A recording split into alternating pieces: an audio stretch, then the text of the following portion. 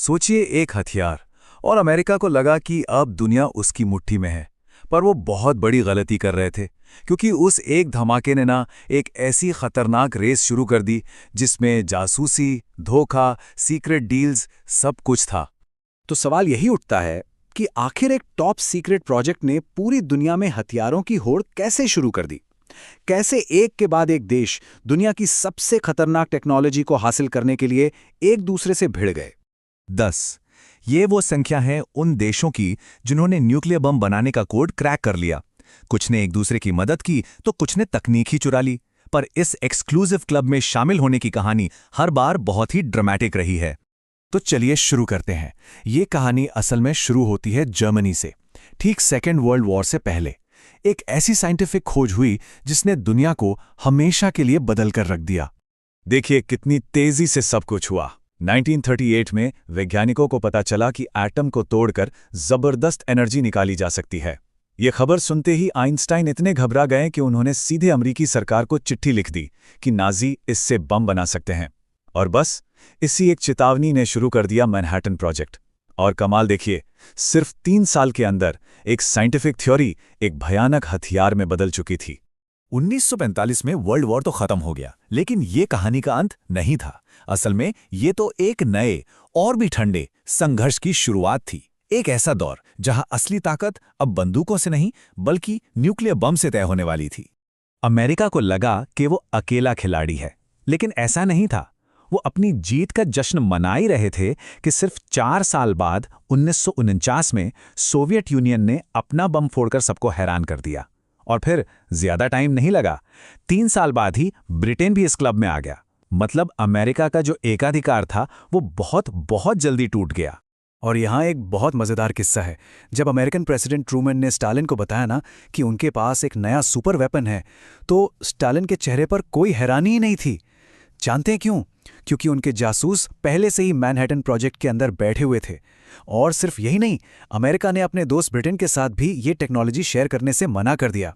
नतीजा, ब्रिटेन ने कहा ठीक है, हम अपना खुद का बना लेंगे। पर अब खेल और भी खतरनाक होने वाला था। साइंटिस्ट अब बना रहे थे हाइड्रोजन बॉम्ब। मतलब एटम बॉम्ब को तोड़ने के बजाय ये एटम्स को जोड़कर एनर्जी बनाते थे। और ये हिरोशिमा वाले बॉम्ब से सैकड़ों गुना, जी हां, सैकड़ों गुना ज्यादा ताकतवर थे। अब पूरी इंसानियत को खत्म करने की ताकत सच में हाथ आ चुकी थी। तो अब ये रेस सिर्फ सुपर पावर्स तक ही सीमित नहीं रही। दुनिया की दूसरी बड़ी ताकतों को भी लगने लगा कि अगर वर्ल्ड स्टेज पर अपनी जगह बनानी है तो उन्हें भी ये बम चाहिए होगा। बात करते हैं फ्रांस की। स्वेज क्राइसिस के दौरान उन्हें महसूस हुआ कि सुपर पावर्स उन्हें हल्के में ले रहे हैं। तो उनके प्रेसिडेंट चार्ल्स डी गॉल ने साफ कह दिया, फ्रांस अपनी सुरक्षा के लिए किसी पर निर्भर नहीं रहेगा। अमेरिका ने बहुत मना किया, लेकिन फ्रांस ने नहीं माना और 1960 में अपना पहला न्यूक्लियर टेस्ट कर ही दिया। और फिर आया चीन, जिसने सबको चौंका दिया। शुरू में सोवियत यूनियन ने थोड़ी मदद की, पर फिर रिश्ते बिगड़े तो मदद भी बंद हो गई। लेकिन चीन रुका नहीं। 1964 में उन्होंने अपना पहला एटम बॉम्ब टेस्ट किया। पर असली झटका तो तब लगा जब सिर्फ 2.5 साल के अंदर उन्होंने एक हाइड्रोजन बॉम्ब भी टेस्ट कर लिया। ये आज तक का सबसे तेज प्रोग्रेशन है किसी भी देश का। तो अब ये रेस खुले मैदान से निकलकर अंधेरे में चली गई। अब बॉम्ब सीक्रेट प्रोग्राम्स के तहत बन रहे थे और वजह थी पड़ोसी देशों से दुश्मनी। इस लिस्ट में अगला नाम सबसे ज्यादा मिस्टीरियस है, इजराइल। पता है, इजराइल ने आज तक ऑफिशियली माना ही नहीं है कि उनके पास न्यूक्लियर वेपन्स हैं। उन्होंने फ्रांस की मदद से एक टॉप सीक्रेट फैसिलिटी बनाई और अमेरिकन इंस्पेक्टर्स को चकमा देने के लिए नकली दीवारें और छिपी हुई लिफ्ट्स तक बना डाली, बिल्कुल किसी जासूसी फिल्म की तरह। तो दुनिया को पता कैसे चला? 1986 में मॉर्डकाई वानोनो नाम के एक टेक्नीशियन ने हिम्मत दिखाई। उसने उस सीक्रेट फैसिलिटी के अंदर से तस्वीरें स्मगल की।